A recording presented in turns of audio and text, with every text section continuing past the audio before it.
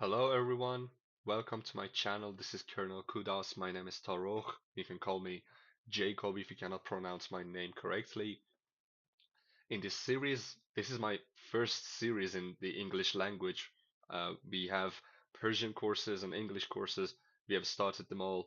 So this is my first course in English. We're going to talk about Bash basics. We're going to talk about Bash, its powers, and what things you can do using Bash, and why do you need to learn Bash as a software engineer, software developer, and what else in IT.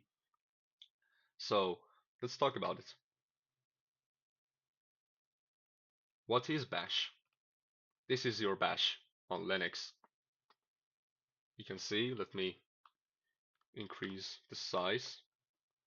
This is Bash, and this is Sanemi Shinazugawa, if you watch anime, by the way. So this is Bash. What is Bash? What does Bash stand for?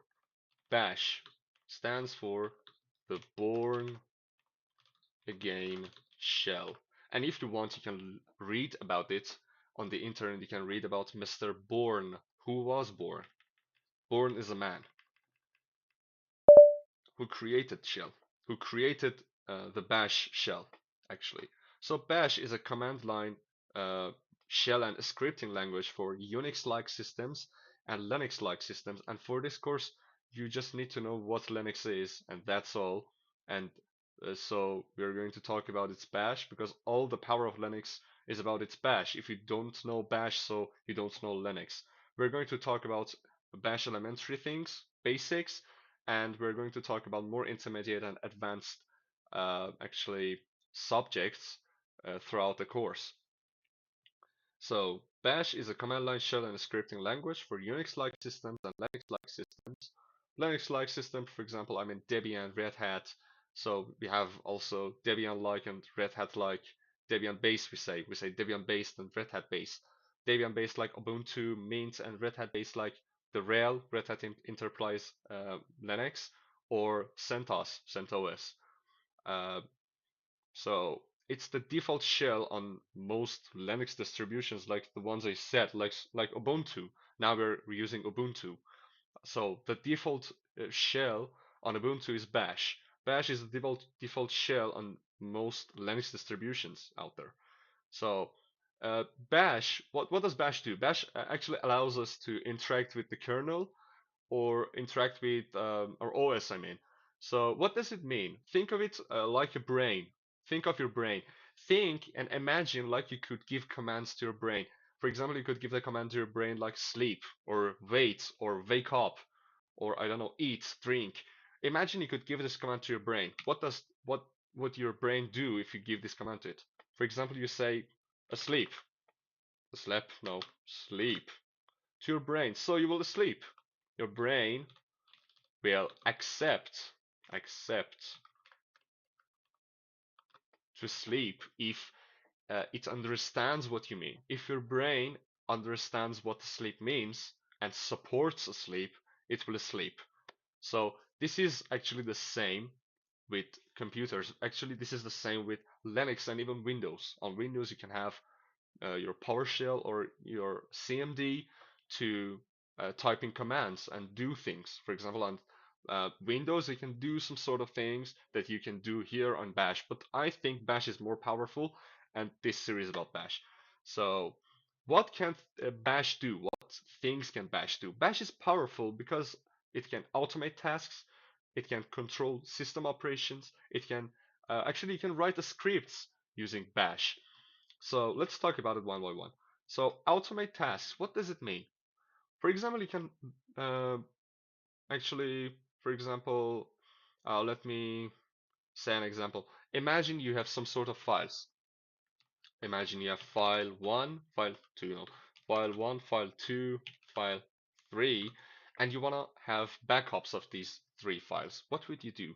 Would you actually zip them one by one by clicking on them, right clicking on them, and for example pressing add to rar file through like you do on Windows? So no, you can actually write a simple command that does this for you. It does this for you by a single command. You can have backups. So this is what we call automate tasks, like file processing. So mm, second one, control system operations like managing processors, managing permissions. Every user can have different sort of permissions. For example, user A can access this file, user B cannot access this file, or files directories can have different permissions. True, this is what possible on Bash. We can do it simply on Bash, fast using commands. Or we can write a script. You can have a file that contains many. Let me check if we are recording. Hello? Yes, we're recording. Good. You can have a file that contains many commands. For example, this file1 can have many commands. So you write many Linux commands, many bash commands, shell commands in one file, and you run the file. You only run the file, so all the commands that you have written in the file will get triggered. True, this is also one of the useful features and powers that you have in Bash. We call it Bash scripting. See? Um, so let's talk about some sort of commands in Bash. We press Control and C here to cancel. I'm going to talk about the details of the Bash for you. Uh, we press Control and C to cancel. For example, imagine I type some nonsense like true. I want to cancel it, so I press Control and C. This is what we do. We cancel it. We do not enter the command. Like, for example, right now, if I press enter, true, nothing happens because no command has been given to the shell. So it just gives us back the shell. It gives it back. Now I have the shell. I can still type commands. I can type enter. Now imagine if I type the nonsense, true, and I press enter instead of Control C. What do you think we're going to have here? Command not found. It's like what? For example, imagine you give a command to your brain. You say fly. True. Actually, I cannot fly.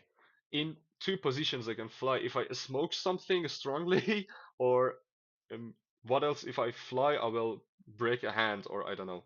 We are not Batman. True. So your brain does not support fly. So your brain says command not found. Not down, not found. Fly, found. Your brain says command not found. True, because it does not support fly. If your brain supports fly, then you can fly. If your brain supports swim, then you can swim. So now our bash does not support skdfngks. I don't know what else. True.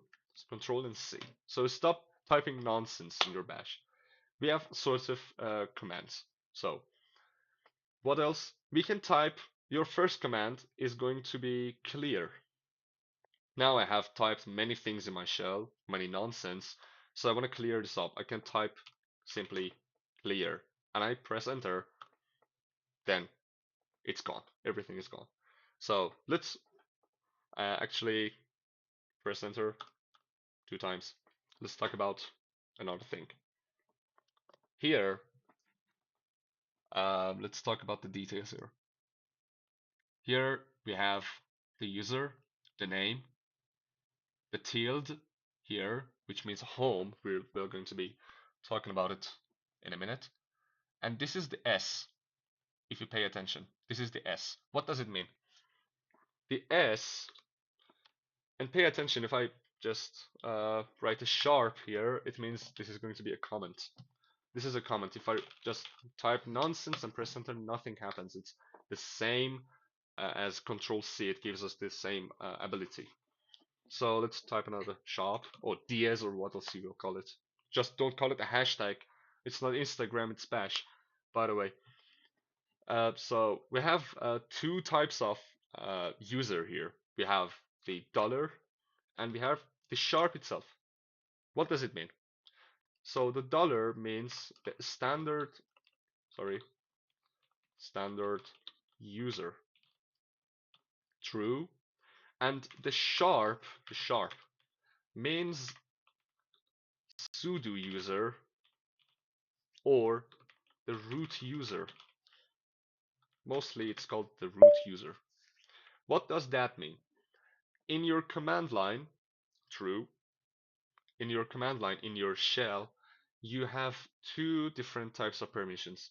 You can be the standard user, which is limited to a sort of limited commands in some limited areas. For example, you can type in the A command here, but you cannot type it somewhere else. True.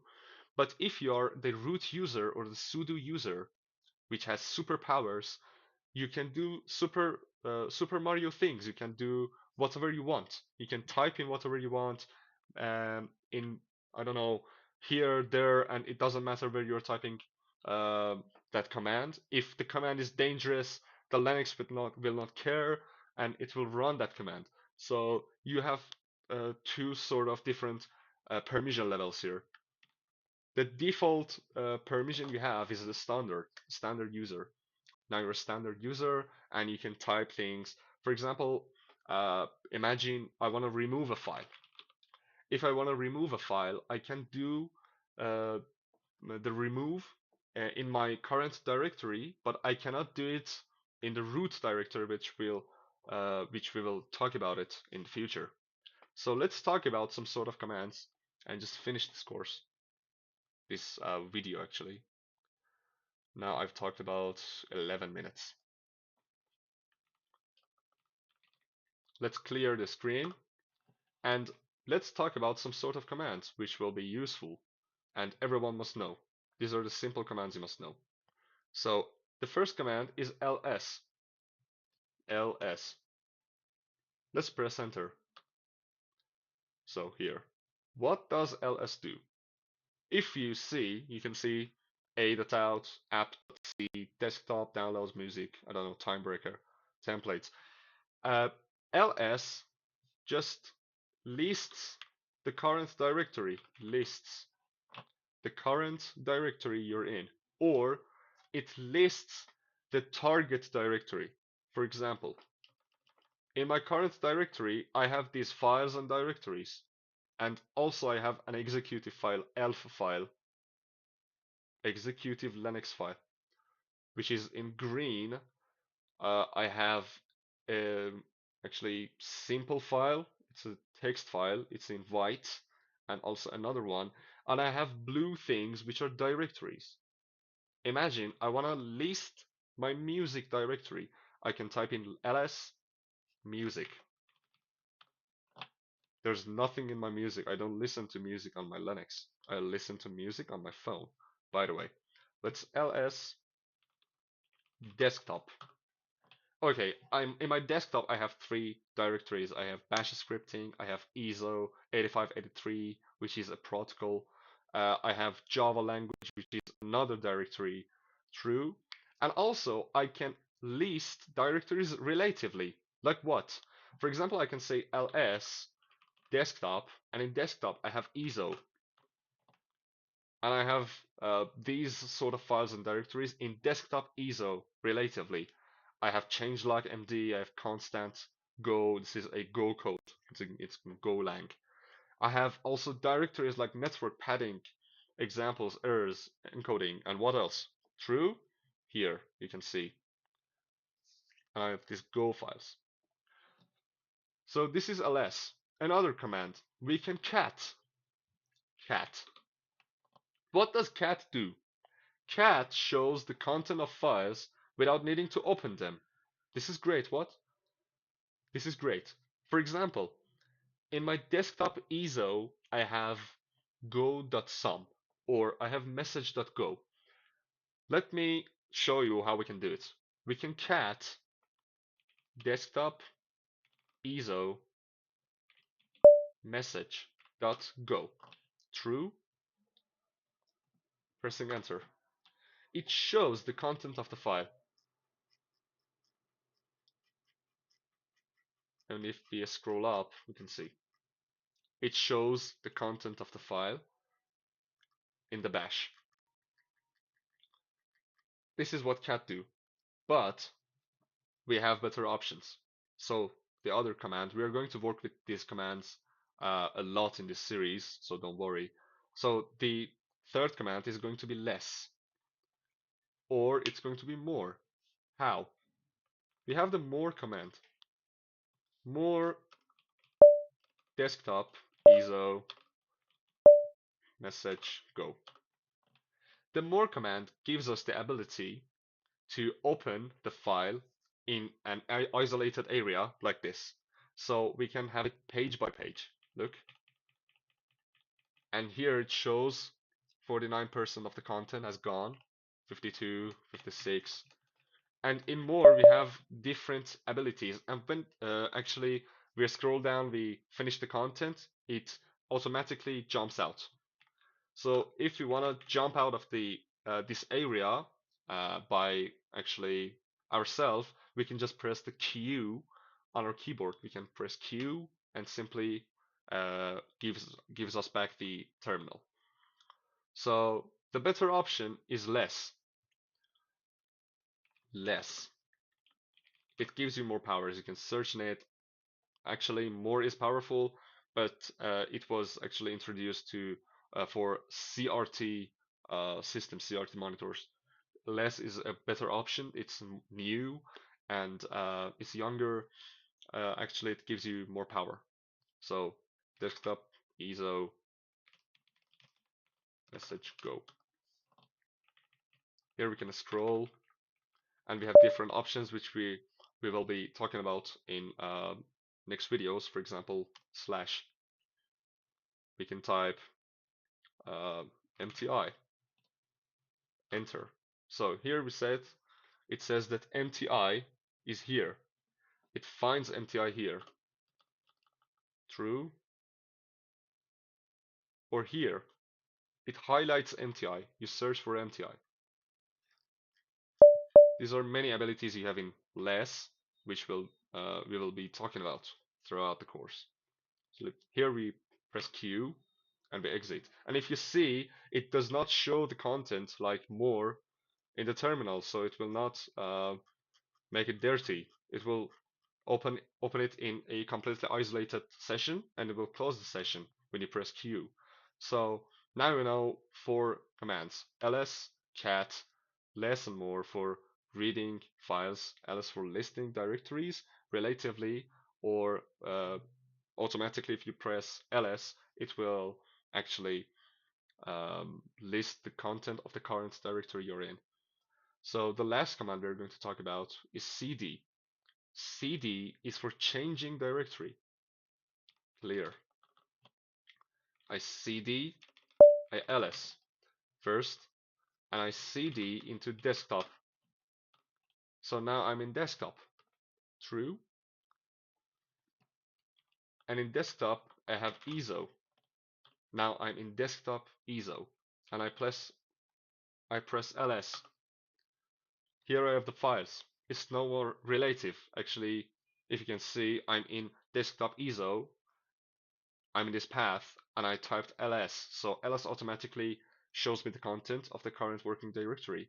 So now I can see the Go files and the directories. Now I can just type in less message go, and I open the file using less, and I can surf the file, search for things, and read the file and do whatever I want. And I press Q, I exit the file, and now I have the shell. Now, what if I want to go back? I want to go back to the previous directory. What can I do? Actually, the first thing I can do is here. You can see the path. This is the path. This colon is separating the path with with your username and your name. True.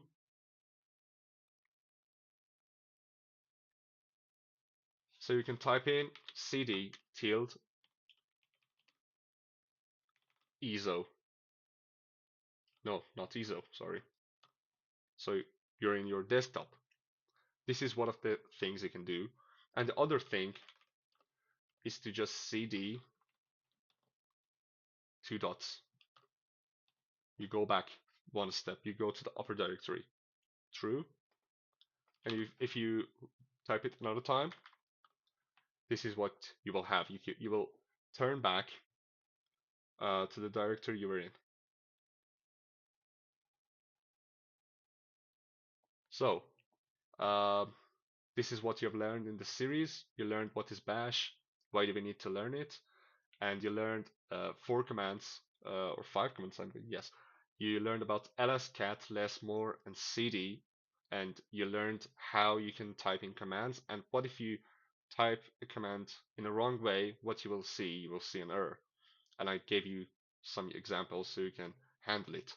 So have a nice time. See you in the next video.